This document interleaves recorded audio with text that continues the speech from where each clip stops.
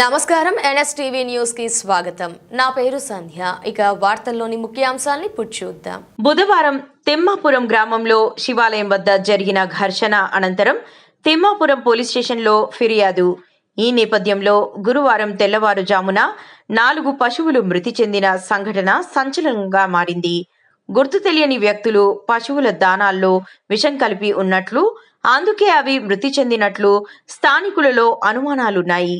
ఈ నేపథ్యంలో తిమ్మాపురం గ్రామంలో సెక్షన్ 30 అమలు అనంతరం మృతి చెందిన పశువులను జేడి డాక్టర్ సురేష్ బాబు, పశు వైద్యురాలు డాక్టర్ సుధా గంగామయి మాట్లాడుతూ, మాకు వచ్చిన సమాచారం మేరకు ఇక్కడికి వచ్చి పశువులను పరిశీలించడం జరిగిందని, 3 గేదెలు 1 ఆవు మృతి చెందినవని, ఎలా మృతి చెందాయన్న విషయాన్ని పోస్ట్ మార్టం చేసి టెస్టులకు పంపిన తరువాత పూర్తి విషయాలు రావడం జరుగుతుందని తెలియజేశారు.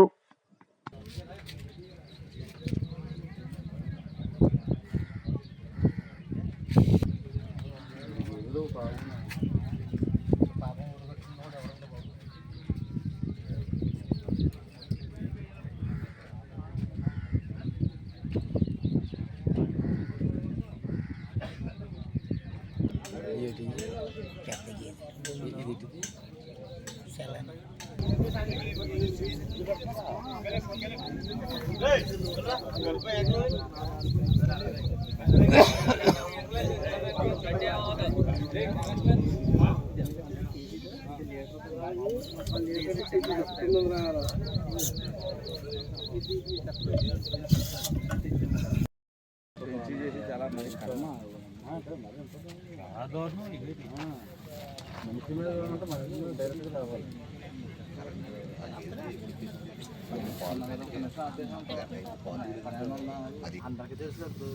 మామూలుగా ఈ గేదెల కోసం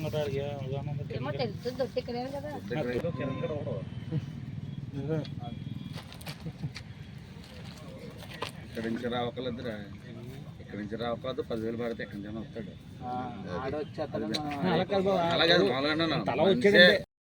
అండి ఇక్కడ ఈ రైతుకు చెందిన పశువుల్లో 3 గేదెలు 1 ఆవు చనిపోయినాయండి. ఉదయం 8 గంటలకు అలాగా మనకి ఇన్ఫర్మేషన్ వచ్చిందండి. అంటే దాణా తిన్న తర్వాత పాలు తీయక ముందు సడన్ గా ఒకదాని తర్వాత ఒకటి చనిపోతాయని అని చెప్పి వచ్చేటప్పటికి ఇంకా ఒకటి ప్రాణాలతో ఉంది. దానికి కూడా తక్షణ వైద్య సహాయం అందించాము. అప్పటికి కూడా చనిపోయింది. వీటికి సంబంధించి మనకి అంటే ర్యాండమ్ బ్లడ్ లో ట్రిప్నోజోమ్స్ అలాంటివి కనిపించలేదు. కానీ ఇంకా ఫర్దర్ ఇన్వెస్టిగేషన్ చేయాల్సి ఉన్నది. దాని నిమిత్తం వీటి అన్ని శాంపిల్స్ అంటే హార్ట్, లివరు, కిడ్నీ, తర్వాత ఇలాంటి ఇంటెస్టైన్స్, లూప్ ఇవన్నీ ల్యాబ్ పంపిస్తాము. తర్వాత అదేవిధంగా తిన్న దానా కానీ దానా దినుసులు ఇవన్నీ కూడా నీళ్లు తాగిన వాటర్ శాంపిల్స్ అన్ని కూడా మనం పైకి పంపించి విబిఆర్ఎస్ విజయవాడ, తర్వాత అదేవిధంగా మన పోలీసు రిక్విజిషన్ బట్టి ఫోరెన్సిక్ ల్యాబ్కి కూడా విజయవాడ కానీ వైజాగ్ కానీ పంపించి తదుపరి చర్యలు అంటే ఏ విధంగా ఎందుకు జరిగింది అన్నది ఒకసారి రూల్ అవుట్ చేసుకుని దానికి తగ్గట్టు మన వ్యాధి నిర్ధారణ చేయాల్సి ఉన్నది. 3 గేదెలు 1 ఆవు అండి. అంటే మనం అలాగా ఇంకా ప్రాథమిక దశలో ఉన్నది కాబట్టి మనం పోస్ట్ మార్టం చేసిన తర్వాత వ్యాధి నిర్ధారణ జరుగుతుంది. అదేవిధంగా ఏమన్నా పాయిజనింగ్ అలాంటివి ఏమన్నా అవకాశాలు కూడా చూసుకుంటూ మనం ల్యాబ్కి శాంపిల్స్ ఫోరెన్సిక్ ల్యాబ్కి అదేవిధంగా విజయవాడ వెటనరీ బయాలజికల్ రీసెర్చ్ ఇన్స్టిట్యూట్కి కూడా శాంపిల్స్ పంపించడం జరుగుతుంది. తదుపరి వాటిని బట్టి మనం డిసీజ్ ఏంటన్నది మనం ఆ జబ్బు ఏంటన్నది సుమారు అంటే ఒక్కొక్కటి దాదాపు 1,50,000 అలా ఉండే అవకాశం ఉన్నది. ఆవు ఇవి కూడా ఒకసారి అంటే మనం ఒకసారి పూర్తిగా చూసిన తర్వాత కానీ మనం అంటే అది మనం చెప్పలేము, ఇంకా చెప్పలేమండి. అంటే ముందు ఒక్కొక్క రిజల్ట్ ఒక టైం లైన్ ప్రకారం వస్తుంది. అంటే అలా చెప్పలేదు. అండి నేను వెటనరీ డిస్పెన్సరీ తిమ్మాపురంలో వెటనరీ అసిస్టెంట్ సర్జన్ అండి. మార్నింగ్ నాకు 8 o'clockకి కాల్ వచ్చింది. ఇలాగా ఒక యానిమల్ అయితే ఆల్రెడీ అప్పటికే డెత్ అయిపోయింది. మిగతా 3 యానిమల్స్ పరిస్థితి విషమంగా ఉంది, ఒకసారి రమ్మంటే నేను వచ్చినప్పటికి వచ్చిన 5 minutesకి ఇంకొక యానిమల్ డెత్ అయ్యిందండి. తర్వాత ఒక పావుగంట తర్వాత ఇంకొక యానిమల్ చనిపోయింది. తర్వాత ఇంకొక యానిమల్కి మేము ట్రీట్మెంట్ ఇచ్చిన ఒక 2 గంటల తర్వాత అది కూడా మరణించడం జరిగింది.